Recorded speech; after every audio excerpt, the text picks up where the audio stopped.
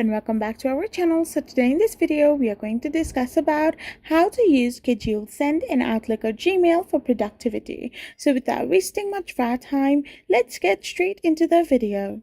So to schedule an email in Outlook or Gmail for productivity, you need to first of all compose your message, then click the drop down arrow next to the send button and select Schedule Send.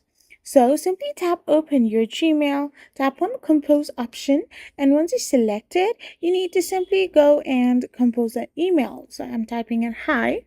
So once you tap on hi, you can find three options: attachment, send, and the three dot icon.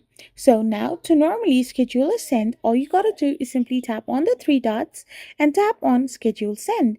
Now you can find these options, like you can simply send this email tomorrow morning, this afternoon, or you can also pick your own date and time. So once you schedule this message, tap on schedule send and you will be able to schedule this message. I hope you found this video helpful, so don't forget to hit that subscribe button and do give us a thumbs up. We will be back again with more informative videos. Thank you for watching.